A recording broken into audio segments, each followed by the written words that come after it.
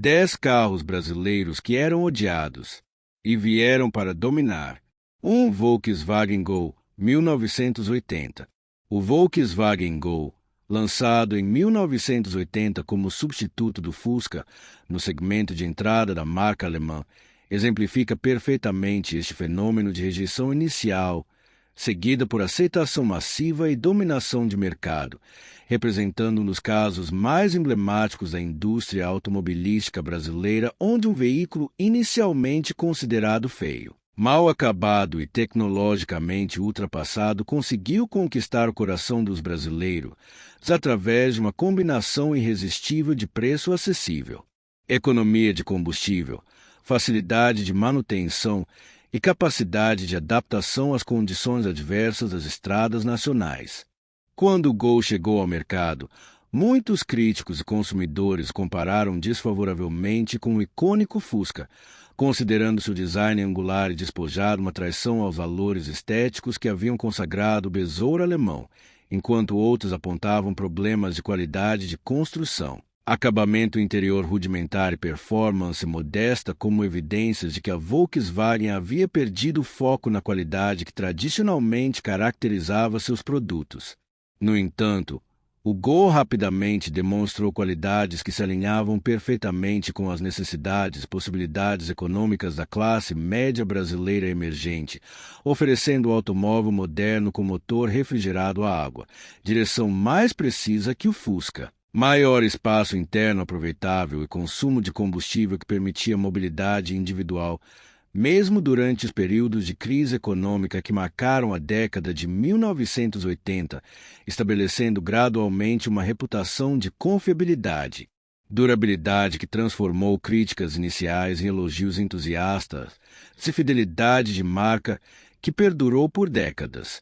2. Fiat Uno, 1984. O Fiat Uno, introduzido no mercado brasileiro em 1984 como a resposta italiana ao crescente sucesso dos compactos nacionais, inicialmente enfrentou resistência significativa por parte de consumidores que questionavam sua aparência controversa, caracterizada por linhas angulares que contrastavam sharply com os designs mais suaves convencionais que dominavam o mercado nacional, além de preocupações sobre a qualidade da montagem brasileira de um projeto europeu que havia sido desenvolvido para condições de uso muito diferentes das encontradas no Brasil. As críticas iniciais à Uno focavam especialmente em aspectos como o acabamento plástico do interior, considerado inferior ao padrão estabelecido pelos concorrentes nacionais, problemas iniciais de vazamentos e infiltrações que afetaram os primeiros lotes de produção, e uma estética que muitos consideravam inadequada para o gosto brasileiro, criando uma percepção inicial de que se tratava de mais um exemplo de adaptação mal feita de um projeto europeu para as condições locais. Entretanto, o Uno gradualmente conquistou os consumidores brasileiros através de qualidades fundamentais que se revelaram mais importantes que as impressões estéticas iniciais, incluindo economia de combustível excepcional que se tornaria legendária entre os proprietários, espaço interno otimizado que oferecia conforto surpreendente para um veículo de dimensões compactas, e principalmente uma confiabilidade mecânica que se mostrou superior à maioria dos concorrentes nacionais, estabelecendo-a Fiat como uma alternativa séria no mercado brasileiro e criando uma base de consumidores fiéis que permaneceu leal à marca por gerações subsequentes. O Chevrolet Corvette, lançado em 1973 como o primeiro carro genuinamente popular da General Motors no Brasil, enfrentou ceticismo inicial por parte de consumidores e especialistas que questionavam se um projeto desenvolvido nos Estados Unidos poderia ser adequadamente adaptado para as condições específicas do mercado brasileiro, especialmente considerando as limitações de infraestrutura rodoviária, disponibilidade de combustível e poder aquisitivo da população que constituía o mercado-alvo para veículos de entrada. As primeiras reações ao Corvette incluíam críticas ao seu design conservador que parecia datado em comparação com tendências internacionais mais modernas, preocupações sobre a adequação de sua mecânica para combustíveis nacionais de qualidade variável, e questionamentos sobre se a General Motors conseguiria estabelecer uma rede de assistência técnica adequada para suportar um veículo que pretendia competir diretamente com o estabelecido Volkswagen Fusca no segmento de maior volume do mercado nacional. Contudo, o Chevette rapidamente provou ser exatamente o que o mercado brasileiro estava esperando, oferecendo uma alternativa moderna ao Fusca com características como motor mais silencioso e eficiente, maior conforto interno, melhor estabilidade direcional e principalmente um preço que se mantinha acessível para a emergente classe média brasileira, criando uma base de proprietários satisfeitos que contribuiu para estabelecer a Chevrolet como uma marca confiável e desejável no mercado nacional, influenciando toda uma geração de brasileiros que tiveram no Chevette sua primeira experiência com um automóvel próprio. O Ford Corcel, introduzido em 1968 como o primeiro projeto genuinamente nacional da Ford após a aquisição da Willys Overland, inicialmente enfrentou resistência substancial por parte de consumidores que questionavam a capacidade da Ford de produzir um veículo adequado para as condições brasileiras, especialmente considerando que o projeto era baseado no Renault 12 francês, levantando dúvidas sobre a adequação de uma mecânica europeia para as demandas específicas do uso brasileiro, incluindo combustíveis de qualidade inferior, condições de manutenção menos sofisticadas, padrões de utilização que frequentemente excediam as especificações originais de design. As críticas iniciais ao Corcel concentravam-se em aspectos como problemas de corrosão que afetavam especialmente as primeiras unidades produzidas, dificuldades com peças de reposição que ainda não haviam sido adequadamente nacionalizadas e uma estética que muitos consideravam inadequada para o gosto brasileiro, criando uma percepção inicial de que se tratava de mais um experimento da indústria automobilística internacional que não levava em consideração as necessidades reais dos consumidores brasileiros. Entretanto, o Corcel gradualmente conquistou o mercado brasileiro através de características que se revelaram fundamentais para o sucesso no mercado nacional, incluindo robustez mecânica que se mostrou adequada para as condições adversas das estradas brasileiras, facilidade de manutenção que permitia reparos mesmo em oficinas menos equipadas, e principalmente um equilíbrio entre preço, economia e performance que atendia perfeitamente às necessidades da classe média brasileira em expansão, estabelecendo a Ford como um player sério no mercado nacional e criando uma tradição de confiabilidade que beneficiou lançamentos subsequentes da marca. O Fiat 147, lançado em 1976 como o primeiro carro de passeio brasileiro movido a álcool combustível, inicialmente enfrentou ceticismo massivo por parte de consumidores e especialistas que questionavam tanto a viabilidade técnica da tecnologia de combustível alternativo quanto a adequação do design italiano para as condições específicas do mercado brasileiro, criando uma situação onde o veículo precisava superar simultaneamente resistências relacionadas à inovação tecnológica e preconceitos estéticos que favoreciam designs mais conservadores e estabelecidos. As críticas iniciais ao 147 incluíam preocupações sobre a confiabilidade do sistema de alimentação a álcool, que representava uma tecnologia nova e não testada em condições de uso intensivo, questionamentos sobre a disponibilidade de infraestrutura de abastecimento para o combustível alternativo, e reações negativas ao seu design angular que contrastava com as linhas mais suaves preferidas pelos consumidores brasileiros da época, criando uma percepção inicial de que se tratava de um experimento arriscado que poderia não atender às expectativas práticas dos usuários brasileiros. Contudo, o 147 rapidamente demonstrou ser um pioneiro visionário que antecipava tendências que se tornariam fundamentais para o mercado brasileiro, oferecendo economia operacional excepcional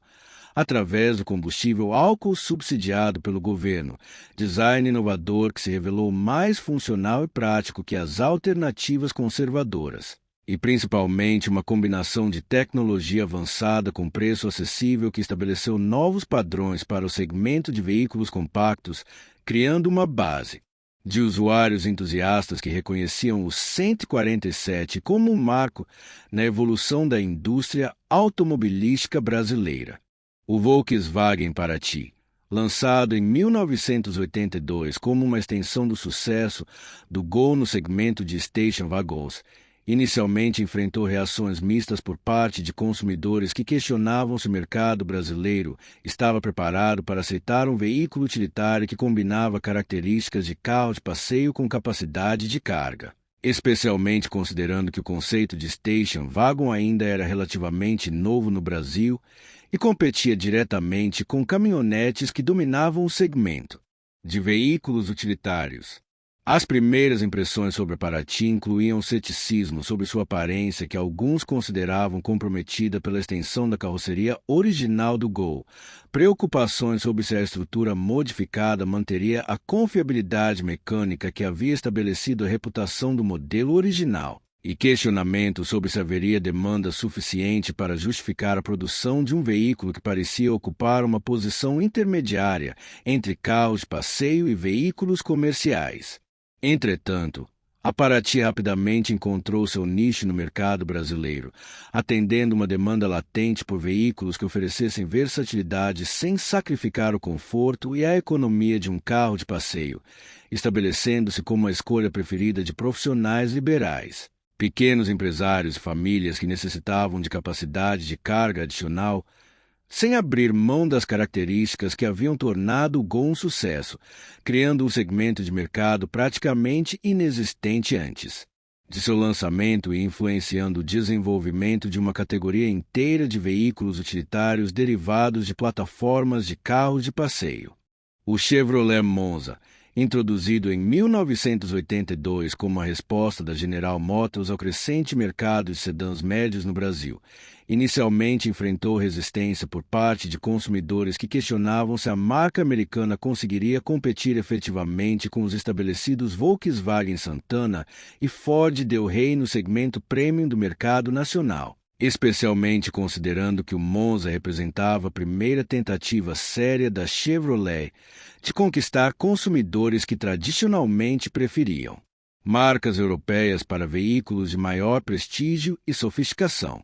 As críticas iniciais ao Monza concentravam-se em aspectos como seu consumo de combustível, que parecia elevado em comparação com alternativas mais econômicas, um design que alguns consideravam excessivamente conservador para um veículo que pretendia representar modernidade e inovação, e preocupações sobre se a rede de concessionárias Chevrolet estaria adequadamente preparada para atender consumidores mais exigentes que esperavam níveis de serviço superiores aos tradicionalmente oferecidos no segmento popular. Contudo, o Monza gradualmente conquistou o mercado brasileiro através de qualidades que se mostraram fundamentais para o sucesso no segmento médio, incluindo conforto interno excepcional que superava as expectativas para sua categoria de preço, confiabilidade mecânica que se revelou superior à maioria dos concorrentes, e principalmente o equilíbrio entre luxo e praticidade que atendia perfeitamente às aspirações da classe média brasileira em ascensão, estabelecendo a Chevrolet como uma alternativa credível no segmento premium e criando uma base de consumidores fiéis que permaneceu leal à marca por décadas subsequentes. O Fiat Tempra, lançado em 1991 como o primeiro sedã médio completamente novo da marca italiana, no Brasil após anos de dependência de projetos adaptados, inicialmente enfrentou ceticismo por parte de consumidores que questionavam se a Fiat conseguiria competir efetivamente no disputado segmento de sedãs familiares, especialmente considerando a forte concorrência estabelecida por modelos como o Volkswagen Santana, Chevrolet Monza e Ford Versailles, que já haviam conquistado posições sólidas no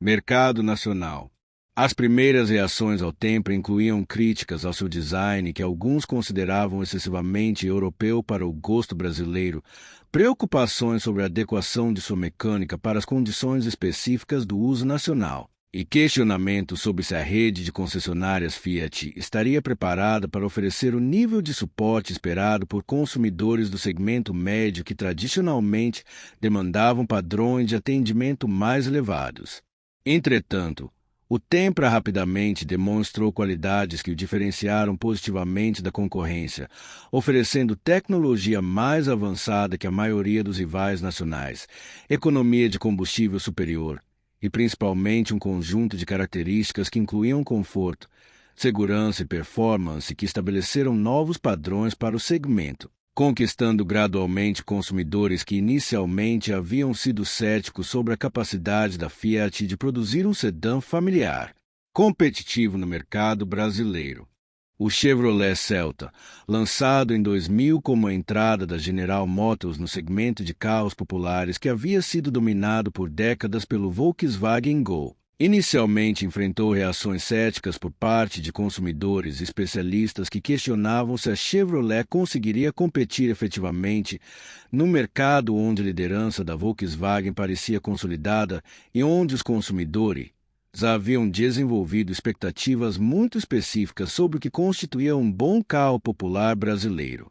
As críticas iniciais ao Celta incluíam comparações desfavoráveis com o estabelecido Gol em aspectos como acabamento interno, qualidade percebida dos materiais e principalmente preocupações sobre se a mecânica do Celta seria adequadamente robusta para as condições adversas que caracterizam o uso típico de veículos populares no Brasil, criando uma percepção inicial de que se tratava de mais uma tentativa da indústria internacional de conquistar o mercado brasileiro sem compreender adequadamente suas especificidades. Contudo, o Celta gradualmente conquistou consumidores através de características que se revelaram altamente valorizadas no segmento popular, incluindo preço competitivo que frequentemente estabelecia novos patamares para o mercado, economia de combustível que rivalizava com os melhores do segmento, e principalmente uma combinação de praticidade e confiabilidade que atendia perfeitamente às necessidades de consumidores que buscavam mobilidade individual acessível sem comprometer aspectos essenciais como durabilidade e facilidade de manutenção. O Ford Ka, introduzido no mercado brasileiro em 1997 como uma interpretação local do revolucionário City Car europeu,